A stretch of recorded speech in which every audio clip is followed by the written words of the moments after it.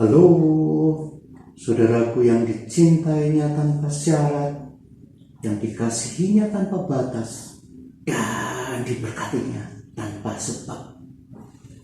Saudara, di dalam Imamat 1 ayat 13 dikatakan begini, isi perut dan betisnya haruslah dibasuhnya dengan air, dan seluruhnya itu haruslah dipersembahkan oleh imam dan dibakar di atas meja. Itulah korban bakaran, suatu korban api-apian yang baunya menyenangkan bagi Tuhan, yang baunya menyenangkan bagi Tuhan. Mengapa ya di perjanjian lama waktu korban bakaran itu dibunuh, kepalanya dipenggal, lemaknya dibuang, isi perut serta betisnya dicuci, kemudian semuanya diletakkan di atas mezbah lalu dibakar, dan persembahan itu menjadi bau yang menyenangkan bagi Tuhan. Coba perhatikan, mengapa itu menjadi bau yang menyenangkan bagi Tuhan? Saudara, kalau itu tentang bagaimana engkau mempersembahkan sesuatu kepada Allah, maka yang nampak adalah pikiranmu yang penuh kebodohan. Coba lihat di Mazmur 105 ayat 37. Kemudian bangsa Israel dihantarnya keluar.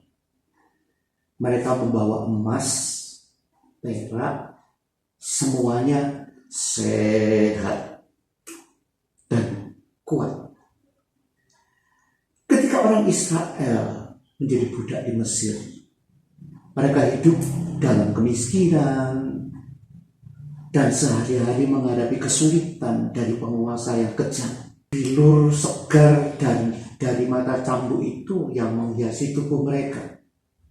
Ketika panas terik, matahari di Mesir menerpanya, menyebabkan luka bernanah yang menyiksa. Akibatnya banyak dari mereka yang bungkuk karena berjam-jam bekerja keras, memikul berton-ton batu bata selama bertahun-tahun tanpa makanan yang memadai, sehingga banyak yang lemah dan kurus. Tetapi sesuatu terjadi dengan mereka pada malam Paskah di dalam Keluaran 12, dengan darah anak domba yang disapukan pada tiang pintu. Mereka berada di bawah perlindungan Tuhan. Dan di dalam rumah, seperti yang diperintahkan oleh Allah, mereka makan daging domba yang telah dipanggang. Dan terjadilah saat itu, bagi mereka yang buta, ketika makan mata domba yang sempurna itu, mereka pun sembuh secara sempurna.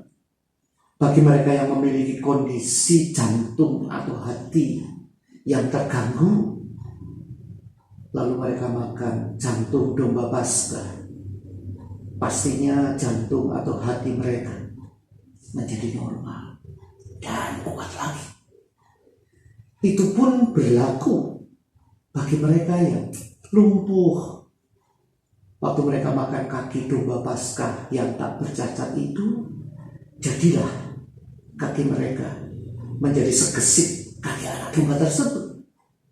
Dan ketika pagi tiba, sesuatu yang baru dan ajaib terjadi pada mereka. Mereka berangkat bersama Tuhan, tidak lagi sebagai budak, melainkan sebagai orang-orang bebas, tidak lagi miskin dan menderita, tapi mereka memiliki perak dan emas yang diberikan oleh orang Mesir, dan tidak satupun dari sekitar kurang lebih 2,5 juta orang yang berangkat itu lemah atau sakit-sakitan. Bandingkan di Keluaran 14 ayat 11. Dan mereka berkata kepada Musa, apakah karena tidak ada kuburan di Mesir, maka engkau membawa kami untuk mati di padang gurun ini? Apakah yang kau perbuat ini terhadap kami dengan membawa kami keluar dari Mesir? Pastilah itu tidak akan menjadi bau yang menyenangkan bagi Tuhan, bukan? Kalau itu darimu.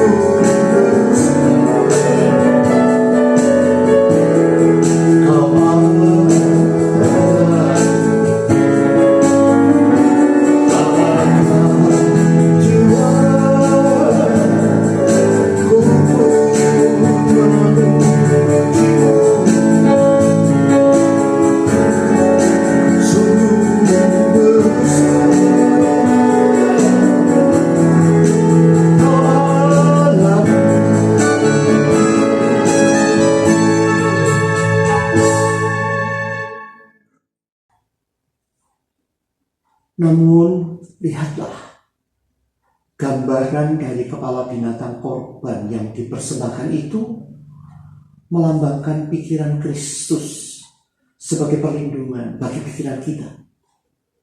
Ini berarti meskipun pikiran kita sering diliputi kabut ketidakpercayaan, kekhawatiran, kebodohan, kejahatan, dan logika manusia, Bapa memperlakukan kita seperti kita memiliki pikiran Kristus tanpa kesalahan atau pikiran yang tidak menyenangkan, memberikan kesenangan baginya itu. Laksana bau-bauan yang harum. Sedangkan lemak binatang melambangkan kekayaan Kristus yang terbaik dari Yesus. Karena Tuhan menyamakan lemak sebagai bagian yang terbaik dari korban itu. Kejadian 45 ayat 18. Lemak dari korban bakaran menyatakan Yesus yang memberi kita kekayaan yang terbaik darinya sebagai penudung kita. Sehingga Tuhan tidak melihat kita dan kekurangan kita, tapi dalam kekayaan dan keunggulan Yesus yang naik ke hadapannya itu sebagai bau-bauan yang menyenangkan. Apalagi isi perut melambangkan motivasi Yesus, perasaan, rasa kasih, dan kerinduannya. Sementara kita sering merasa ketakutan, khawatir, tertekan, atau marah. Itu sebabnya dirimu sering mengeluh sakit perut. Tapi Bapa hanyalah melihat perasaan dan kerinduan Yesus yang senantiasa kudus, indah, dan menyenangkan baginya. Itulah suatu bau-bauan yang harum. Sementara betis melambangkan perjalanan hidup Yesus yang sempurna. Kuasanya untuk melayani dan mentaati Bapa diperhitungkan atas kelemahan dan langkah kita, saudara, yang sering terjatuh. Bahkan faktanya betis itu dibasuh, menunjukkan bahwa langkah kita yang melenceng pun telah dibersihkan. Ternyata semuanya ini menyatakan kematian Yesus yang telah menyerahkan dirinya untuk kita sebagai korban dan persembahan yang harum bagi Allah. Efesus 5 ayat 2. Itu sebabnya Allah Bapa melihatmu dan melihatku dalam kesempurnaan anaknya yang menyerahkan dirinya bagimu dan bagiku sebagai persembahan yang berbau harum di hadapan Tuhan. Itulah sebabnya, saudara, kasih karunia-Nya yang membalutmu dan membalutku, itulah yang membuat bau-bauan yang harum bagi Allah Bapa. Jadi ayo masuk ke dalam perhentian kasih karunia-Nya, dan pastilah engkau tidak akan mau keluar dari kasih karunia-Nya tersebut. Haleluya. Amin.